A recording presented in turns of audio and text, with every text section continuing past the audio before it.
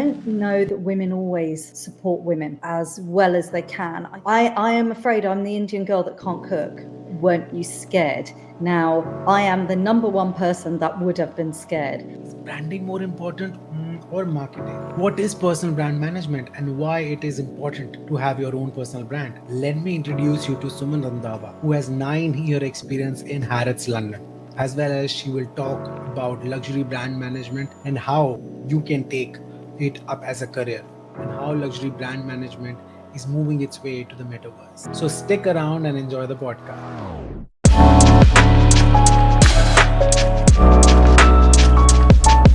So, welcome to Deep Talk with Avtarit, Suman.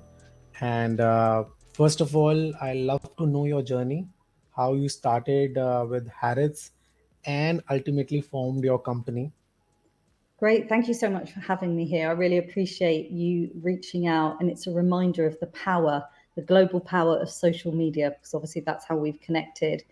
So, yes, I did work for one of the most famous luxury brands in the world. I was at Harrods, as you said, for 9 years prior to starting up my business. But my journey actually starts before then. So, I have a background of 25 years working in corporate. After I graduated, so I did a media degree at university. And then after I graduated, I got into the world of sales and advertising. And I did that for 18 years, working for some of the most famous British magazines. Some of them you guys will have franchise editions. I'm sure they're really well-known brands. And I also worked my way up the ladder. So by the time I left, which was 18 years later, I was an associate media director. And it hit around the same time of me thinking, yeah, I'm kind of ready for a change. I feel like I've gone as far as I can go. And I think the universe was listening to me because it gifted me with redundancy, which was the first time that had ever happened to me. So it was initially a little bit of a shock because I was dealing with the feeling of rejection, the feeling Oh, of why me. But the universe had plans for me, and I came across a role at Harrods, which was in their media department. I went across, it was a maternity cover role for 1 year, and I went across as a head of Harrods Media. And I'd never worked in luxury before. So it was a bit of a cultural transition for me. It was very different to the culture that I was used to. You know, I was very well known in the industry I'd been in, everybody knew me, I'd worked my way up the ladder, and suddenly I'm in this brand new world. So when the end of the year came up, the determination in me was, well, I am not going to now leave after going through all of that growth and learning over the last year. And a role came up as a client development manager, working with their top end clients within Harrods. So managing a large team and only looking at developing our relationships with brands for our most loyal customers. And I did that for 9 years. So very, very fast paced role. Yeah, I mean, I came across every challenge and every growth and every learning in those 9 years. amazing to hear the experience at Harrods, but to understand changing from Harrods to your company, I mean, the discomfort as well as going in a different territory and leaving those 9 years, a lot of self belief or a lot of thoughts must have gone into your head. Talk, Yeah, talk us through. it's a great question because one of the things I get asked a lot is, weren't you scared? Now, I am the number one person that would have been scared. I don't come from a business background. My parents weren't in business, so I haven't grown up with that risk-taking environment at all. I've grown up very much with a, follow the safe path, follow the predictable path, don't take any major risks. But my a few different things happened. I was feeling I was feeling a little bit constricted by being told what days of the week I had to work. Obviously, that happens in corporate, what hours I had to work. So there were some changes going on internally where I was feeling a bit stifled. But what I was doing was I was looking for validation from other Yeah, people. So I right. was wanting to be given the promotion, the job, the next opportunity. Right. And actually, that's really dangerous, because when you are looking Yes. for validation from other people, you're never going to find it for yourself. So True. that was going on. And then my father became very ill in about 2018, and he was to pass away in 2019. And for me, that was the first time that I had ever been that close to grief. And everybody says it. And, now I can look back and think of all the things I'm fortunate for. I'm fortunate I got him until the age of 75. I'm fortunate I had the father I had. I'm fortunate he taught me what he taught me. But it's a painful thing to go through. For me, it was very, very painful to watch someone. Their time was not then. I don't believe. I don't believe it was very young, 75. But it really made me reassess life, and it made me think, if there is one shot, depends what you believe, right? If you believe in reincarnation, maybe it's easier to deal with. But for me, I wasn't really sure what I believed. And I'm like, if this is it, and 50 is not many years away from me. In fact, I turned 50 in January this year, but in 2019, it was 2 years away. I thought there has to be more to life. Funnily enough, so it was a very dark period of my life. Some of the challenges were things like getting time off from work. I was expected to come straight back to work. Your friends being really sympathetic, but 2 weeks later, nobody's calling. Like, my whole Right. world had stopped, but the world was still turning. And it was a really dark time for me. I was very low. I was very down. And we went to India. And I haven't been to India a lot in my life, but in the later years, I was going because my parents used to go twice a year. My parents are originally from India. And we went, and something happened. I went to a few holy places. I connected with where my father was born, where my father was from. And I remember where I was. I remember where I was walking. I remember feeling like a cloud was lifting from me. And when I got back into my parents' apartment, I looked up life coaches. So, to cut a really long story short, I looked up life coaches. I contacted a couple of people. And when I came back to the UK, which was literally November 2019, so it's like literally 3 years ago, I got in contact with a life coach and I started working with one. And this is where the transition journey started to happen. And I mean, I got goosebumps while you were talking how a journey can change you. I mean, journey as well as the dark period of your life. When you say, when we are in dark period, we are haunted by self doubts. We want validation, but that's the best time. It's shaping us. It's I reinventing us. We are trying to reassess our situation, and when we Yeah, are in that position, we don't know it's going to take us in a very beautiful journey just because of that dark yeah, place. and to kind of talk to you a little bit about, was I scared? How did it happen? What I would say is the journey that I then have been on and I'm still on, um, this is a gift to me from my father. It has to be. This is not what has happened to me this last year, which is all incredible.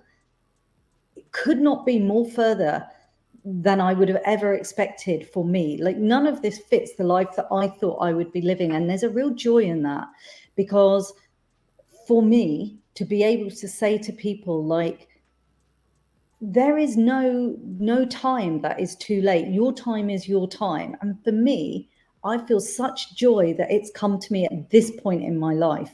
So you asked me, how did I come up with the ideas? So that life coach, the very first one I worked with, like, I'm still really fond of him.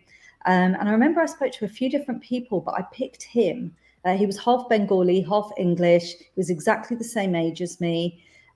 He's actually a gay. He's gay, but what attracted me to him was he was somebody who knew about alternatives in life, and I wasn't looking to go down I never have. I don't want to go down the same path as everyone else. That's not been my road. That has really not been my road at all. So he appealed to me because I'm like, you are not someone who conforms. And that's the kind of person that I need to pull me out of this safe space that I've been in. And he was the one that said to me, you should run a business as a business coach. And I literally wasn't interested. I was continuing to apply for the jobs. It's helping me develop myself. When our sessions ended, he said to me, I've got a proposition for you. He said, I would like you to business coach my partner who has a jewelry company. In return, I will continue life coaching you. It was the very first step to seeing that someone had a value in the skill set that I had. And it was the beginning of my journey. The pandemic happened.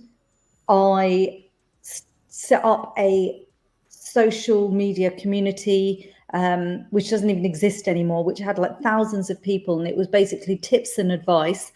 And I started mastering social media as well as my sales and business background. And what I found, people with businesses were coming to me, people I knew, and they were saying, Suman, how did you do that?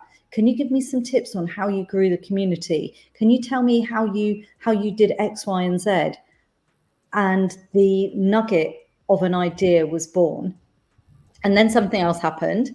So I was working super hard, and I got furloughed. I don't know if you're familiar with the furlough scheme. I don't know if you've heard of the furlough scheme, or I can. Mm. So here in the UK, when the pandemic happened, lots of businesses, obviously, like they did all over the world, had to stop. So the government here came up with a scheme where employers could, it's almost like you're put into, your employment is paused. You will still be paid by the Yes, government. yes. So the Yeah, I got it. government paid 80% of your salary, and then my Yes. employers topped it up. But it meant it was the most bizarre time of my life, because for 6 weeks Oh my God. it was a And it's glorious. a startup. I mean, you were just forming a company that time. No, I didn't have a company. No, no, no. Okay, I didn't okay. have a company. I'm still working You at didn't Harrods. have a job that time? No, I did. I did. I'm still Okay, at Harrods. I'm still at okay, Harrods. okay. And the pandemic happened. There's no business. I don't have a business. I'm just doing my projects in the background. Right, right. The pandemic happens. I get furloughed, which means for 6 weeks on full pay, I don't have any work.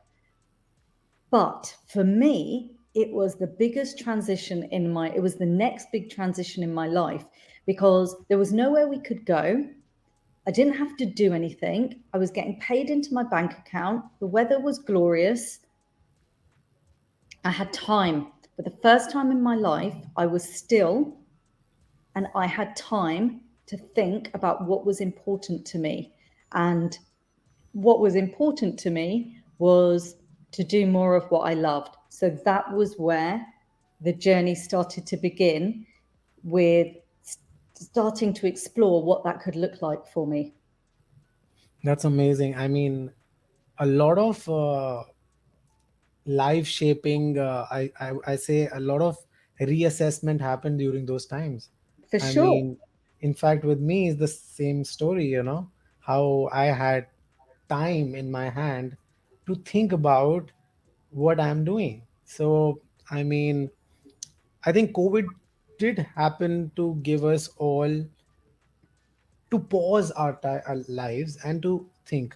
So, how do you think branding has evolved? When you see identity design or typography, what do you think about that? Yeah, I mean, I think branding has become a lot more simple. So simple is effective. And I think where people go wrong with their branding, new businesses, not obviously professional luxury brands, can invest in someone to help them. But I think people overcomplicate things, and actually even things like typography, less is more. And actually, if we think about luxury, the word luxury has changed. So luxury used to be something that was expensive, um, like a gold or a diamond, but actually luxury is the luxury of time, the luxury of experience. Yes, right. And I think that that is really, people who really understand luxury, that's what luxury is. Definitely. And I feel a lot has changed when you talk about marketing or branding. So, which one would a person pick starting their startup? Is branding more important or marketing more important? So that's a really good question. I think I did a post on this recently where what I was saying is there's, getting a website and a logo is no good if you don't know what you stand for. So funnily enough, I got my website created quite early and my website's still great, but it actually doesn't represent who I am even 7 months later because we evolve in business, but Yes. everybody has to start somewhere. But what I sometimes find is that people, I can think of new businesses that I've worked with, they've spent and I've done it, you spend so long getting that logo right. But actually, more important than your logo, and I talked about this earlier in the week, is embodying your brand. So, how many people call themselves X, Y, and Z, confidence coach, luxury brand specialist, business coach, but they don't do the things for themselves. So for me, I think even more important than your business brand is your personal brand. What is the personal brand that's going to come through in your business? Because you are going to be much greater than a logo. People are going to connect with you personally. So you have to identify which part of your story are you willing to share, because you don't have to share it all, but what are you willing to share? Definitely. And I feel logo is just, while we starting up, we want everything to be amazing, We do. beautiful. That we think because it's amazing, people will get connected to it. But we forget that it's just a logo. I Yeah. mean, what they will connect is you. I Yeah. mean, if you are going out there talking about knowledge, having the content right, like I loved how you're posting every day on LinkedIn, which was something which I wanted to talk to you, because a person who's consistent about the knowledge they're providing would love to get you on board, and start my own startup with you. So I got into it through, looking at you, how you were curating content and being consistent about talking, and I think improving your personal brand also. Yes, it's interesting. That word is coming up a lot for me recently, consistency. Um, and I think, when we were talking off camera at the very beginning, and you said to me, "Oh, how's your week been?" And I said, "Busy," because it's always busy. Even when my mum phones me and she says, "How was your day today? Was it busy?" And I laugh. I'm like, "Yeah, like that's me. It will always be busy." And when I decided to launch my own business, you asked me a question earlier about was I scared, and we'll let's go on to that a little bit later. But one of the things, fellow, at that time I didn't have a business. I had an idea. I was working on my confidence, because you've got to have if you don't believe in you, how can anyone else Nobody will. believe in you? Yeah. If I Mhm. don't invest in me, how can I expect anybody to invest in me? So that was number one. I was doing that, and I was working on my confidence and my self belief and also my spirituality. That was my purpose, what am I here for? And it was a real feeling of excitement. But just to go back to what you were saying, someone said to me, Suman, you'll do well in business because you you're someone who does, you're someone who gets stuff done. So for me, I have people who complain that they don't get clients, but what are you doing to get them? You can't just sit and expect them to come to you. And if you post with no feeling and no energy, that will come through too. So yes, I teach it, but I learnt it first. So like, even before my story, like that I told you about my dad becoming ill, even before that, Yes. back in 2018, I did a marketing diploma because I was Oh, working with a lot of young people. I was managing these amazing like people who are half my age, and they were brilliant, but I realized that their knowledge was much more up to date than mine. So I made mm, that decision. I remember I went into a classroom, everybody in that classroom was half my age. But I brought a life experience that they perhaps didn't have. And I realized that it was that combination, which was my determination to kind of keep going. So yeah, to answer your question, consistency is key. But the other thing I would just say, remember, you don't have to. So let's say I post on LinkedIn 5 times a week. I post on Instagram 4 times a week. I post in my Facebook group 3 or 4 times a week. It doesn't have to be like that forever. it's just while you're building your brand. So I see it as part of my job. If I want to grow my business, then that's part of my job. Yes, and for me, uh, I feel it's kind of a responsibility of, first it was getting your business onto that thing, that everybody is getting to know you. But now I've started to realize that if I won't be responsible enough to provide knowledge, who will? I have gone into a different stage now. I mean, I feel it's important that, like you said, uh, your father's belief made you have a voice. Yeah, I read somewhere, when you said in your post, if you have a voice. So I feel now I have a voice. Now everybody's listening. yeah. Now I better educate, or now I better provide the knowledge out. I'm like set up, But there's something you that's did as well. I'm so, oh gosh, I interrupted you. I'm so sorry there, but I just wanted no to give issues, no you some issues. Go on, credit. go on.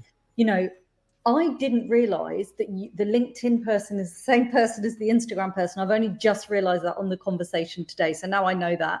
I will obviously be showing support on both sides. But you went into the DMs, and what people need to remember is if you don't ask, you don't get.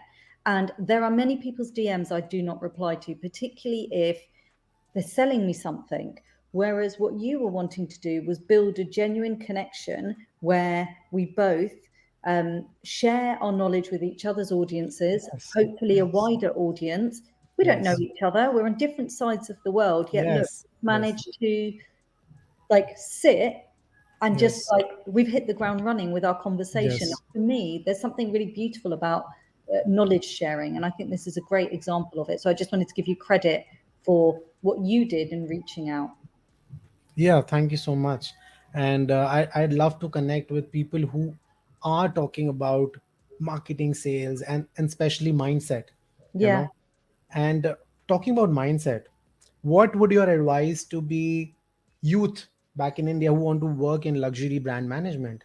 You yeah, worked for Harris for 9 years. yeah. If there is a youth watching right now, what would your advice to them? So I think it's what you see on the surface. So somebody could see I worked in a senior management role for 9 years for one of the most famous luxury brands. But the bit of the story that they don't know is that when I was 18, I worked there part time on a Saturday as a sales assistant. So there is a path that I took to get there. Like I didn't have I don't think about it enough, but I have to give credit to, and I do give it to my father. I do give it to my father. I give a lot of credit to, he had two daughters, and he brought us up to be quite strong females. And actually, even from my mum, my mum was like, I want you to. She wasn't. Oh, I am afraid I'm the Indian girl that can't cook, because my mum was like, just go and, I mean, obviously I can cook, but mum was like, go and study. She was more interested in me learning to study. And so that was a brilliant excuse. But to go back to somebody who wants to get into luxury, you've got to start from somewhere. So the first thing is you can study it, but also who are you following? What trends do you understand? What do you know? Have you specialized it in your university degree, in your college diploma? But also, I think it's the willingness to start from the bottom and work your way up. I have a great career of 25 years, but I did all sorts of jobs. From the age of 15, I worked every holiday somewhere or other. Again, must have come from my parents. I think immigrant parents coming from India to the Yes, UK. yes, hard That time. meant, Yeah, yeah, you know what? It wasn't even making a hard ends meet. time. I think it wasn't even that it was making ends meet. I think their mentality is we've come here to make a better life for ourselves, in their personal opinion. I think lots of people would argue it's not always a better life. But anyway, back then, and they wanted, so I feel like they probably felt like they had a lot more to prove. So, working two jobs while studying, while bringing up children. But that mentality, I think, passed down in that you have to work for what you've got. You can't just walk in and believe that something is owed to you. Mhm. And be willing to start at the bottom and prove that you are able to do the job above you before you get the job above you. There would be the two tips that I would give. And the other thing I would say is write to people. Send letters, go into people's DMs, but do your research. What is the company ethos? What do they stand for? How can you demonstrate that you understand that? What is it that you're asking them for? When I have an issue now, let's say I have a problem, I need something to be sorted out and I'm not getting anywhere, I pretty much always look up on LinkedIn the name of the CEO and I go straight to them. And 9 out of 10 times, somebody from their office responds within a couple of days. Oh, that's a brilliant strategy, Yeah. working towards your personal brand. And just, I think it's basically, you say hashtag being bold. I Yeah. mean that, if you are bold, I mean, they're smarter people, and I think I saw a TED talk about this. They're So smarter people and they're bold people. So a smart person is always reassessing and trying to have the best possible reach, while, like we mentioned, losing the luxury of time. But a bold person just goes on and does the thing, happens or not happens, ultimately gets to know what was the mistake and learns from it and dwells onto it. yeah, and the other thing I was just going to share actually is, and I know that there are many people from all over the world that, so if you can't get a job, in the meantime, what can you do for yourself? There are apprentice schemes that you can join. There's a huge one in Canada, which is global, called Acadium. You can sign up for free to offer your Oh, services for 3 months. I pay the company, so Acadium get paid from me, but the apprentice doesn't get paid. And that is for somebody who wants digital marketing experience. So I was paired with a young girl for 3 months from Lagos in Nigeria. So it's global. Um, wow. the other thing is, go on to a freelancing site like Fiverr, and I'm sure there's many companies in Right. India as well. But if you really want it, and I think that's what I realized for me, there were many jobs I was going for that I wasn't getting over the last few years. I now know it's because I was misaligned. Whereas now, like the drive and the passion that I have, it's exciting for me because I didn't know I had this. I didn't know that I still had this left in me. I thought maybe my time had gone. I was so wrong. Like my time is now, and that's Yes, what people yes, need to realize. Yeah, yes. That's how amazing how you put it.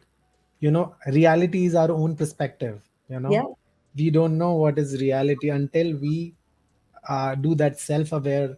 We get self-aware and we consciously think what's happening around us, and we try to be with less people around and just focus on, our journey. yeah. And I And that's what. yeah, like move your circles.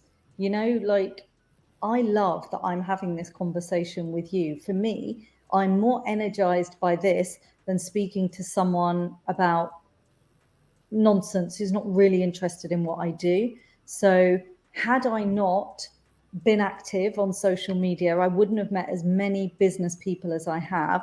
And for me Right, to meet people from across the world, like for me, that is super appealing, because this is what we do is global. It's not limited to just the countries that we're both in. right. Definitely. And any of, you see Web3 going on, Metaverse. What do you think about, how luxury brand management in Metaverse going to be? Have you had the time to think or see about things? No, I mean this is probably like, so by Meta, are you talking about Facebook Meta? I'll give you some of Yeah, give the, me some yeah, I'll throw examples. some light It on feels it. over my head. Yeah. I mean, Gucci, Prada, they are also having their virtual dresses or virtual Oh, bags. oh, And what they're doing is they are they are their NFTs. While you buy a Gucci bag, you will get yeah, an NFT, yeah, which will give you ownership, which is not tangible.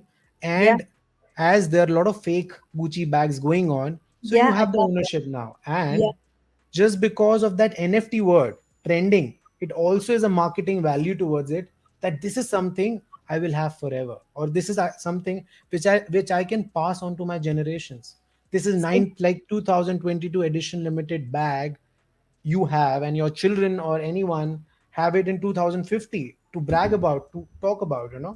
Yeah, I mean, I think, yes, thank you so much for clarifying it for me. So, because of the world I was in, actually, experiential has been something that's been huge in the world of luxury for, I mean, at least the last, 10 or so years. And what's been really interesting is whilst generations were, particularly like Gen Z were moving to buying online, what all the research was showing is that when it came to luxury, people still wanted, so they wanted the tech side, but like you can't buy Chanel online.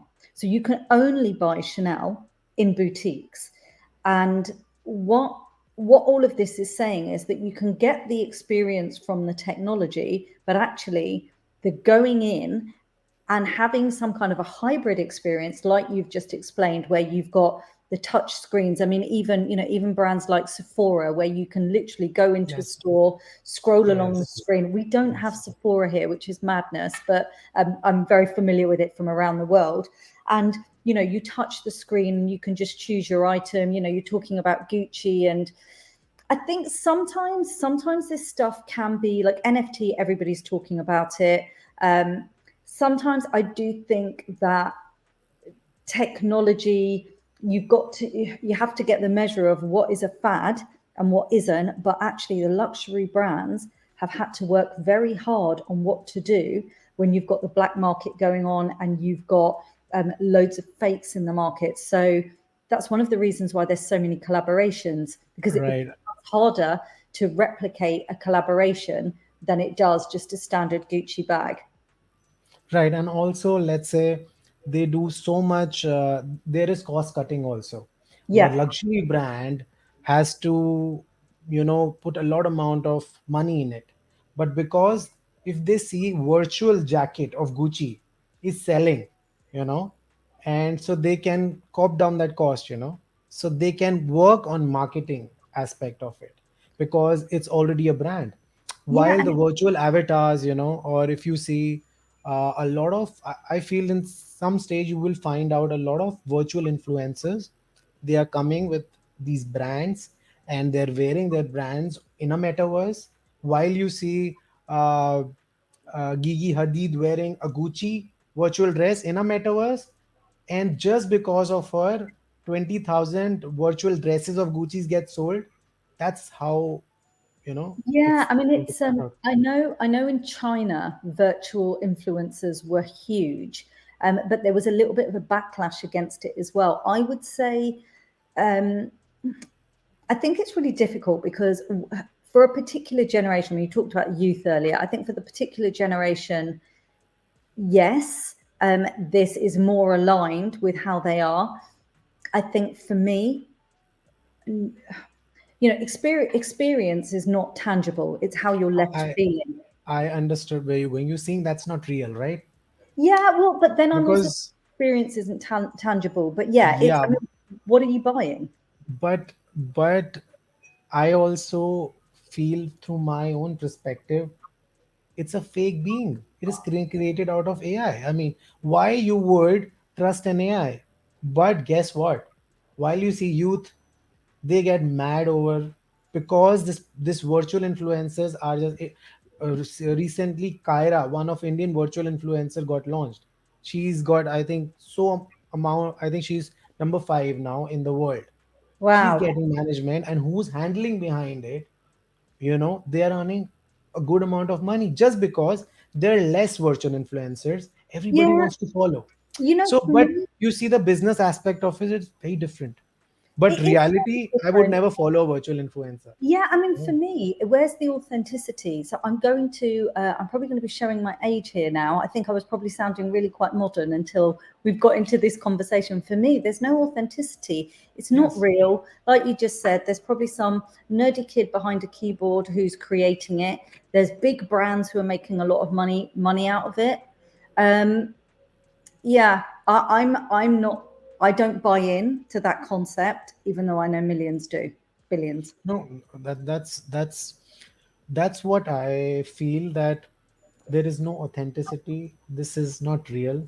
Yeah. But when you are in a world where you see there is this driving youth going towards something, you know, and you would not want to take that strategy, or you don't want to, but you cannot also shut your eyes and go away. Because I mean, Web3, Metaverse, you should know. As I spoke to a person from social and ethic policies in Metaverse. She mentioned this, that it is because it's up to us to decide how future is going to be. You know, so it What? is important Yeah, when it's ethics and socials also get involved in the metaverse. Then you will try to see a lot of this not happening, but people are going towards it, making their own avatars, enjoying themselves, as well as in the real world there are a lot of people who are pretentious, they are not real. But yes, in a metaverse you can wear any avatar, and you can just speak like you said. They're shy in front of camera, but while they're not even there, but they are there, they will be themselves. yeah, I mean, look, I get what you're saying, but I think we need to remember that there are many different audiences, and that there is an audience that world is very much part of their world and very much part of the future. And for brands like Gucci, as an example, Dior, Louis Vuitton, that's the money that they're going after. But that isn't, not every audience is is thinking in that way. But I think you've made some really interesting points there. And yeah, I mean, I think for the luxury brands, they've also got the luxury of investment and money behind them to take these big risks, and their To take markups this. are huge. These big Yes, risks. and also I feel uh, not about the virtual influencers. I feel just the metaverse itself is something where you can be yourself, to have that. Like, there are a lot of people doing yoga in a virtual world, and they feel more calm and relaxed in the real world, than the because you can hear the ocean noise, you can Yeah, feel, yeah. and they are able to escape the reality for some time, to have a different mindset. So it is also shaping in a better way. It is. And when you see that example, I relate to 100%, because actually I listen to Insight Timer. I listen to um, guided meditations to help me sleep, and I hear ocean Same here. noises. And so it's funny when you explain it like that, I'm like, right, yes, I see the value of it. When you share the example of the avatar and the virtual influencer, personally for me, less appealing. But like you said, we have to understand it because it's the way the world is going. But yeah, Yes, because I think I also had the vision of, this is something fake. Why would I even give my time to it? But yeah, I understood that, see, you are in a world where you need to also understand that there are a lot of perspectives going.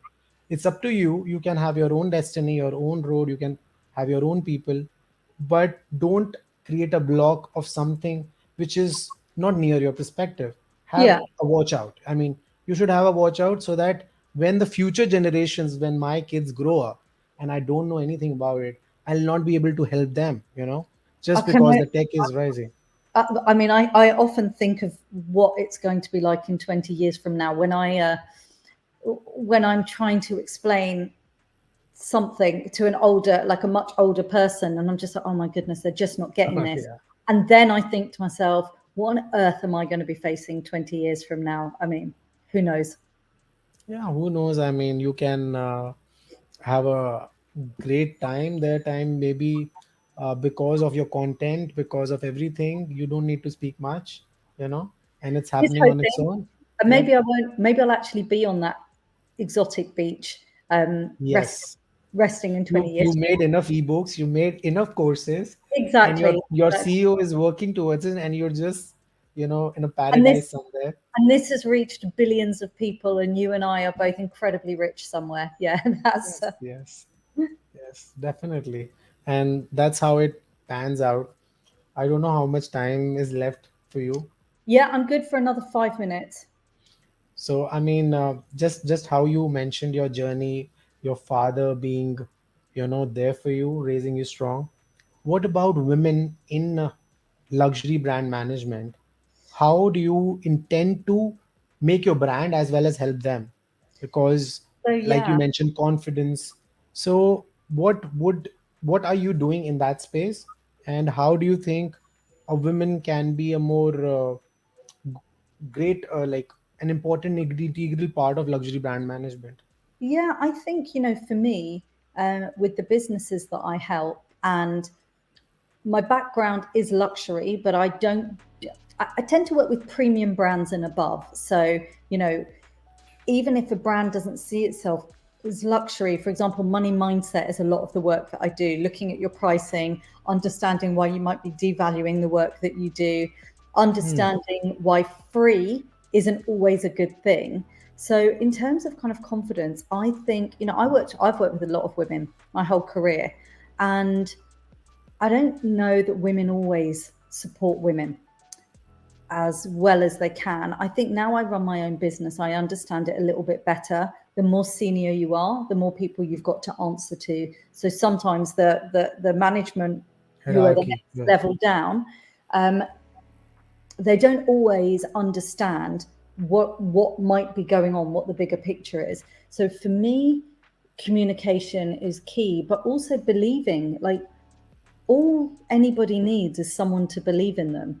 So for me, I always say my clients are my number one priority. Like, they are above anything, above creating It should content. be. Above, yeah, but of course they're like they are my livelihood and they're my business. Hope you enjoyed the podcast.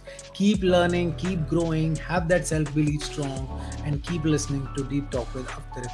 Do like, subscribe, and shares as I bring you a lot of people from different kind of fields to talk unfiltered on my show Deep Talk with Avtarit.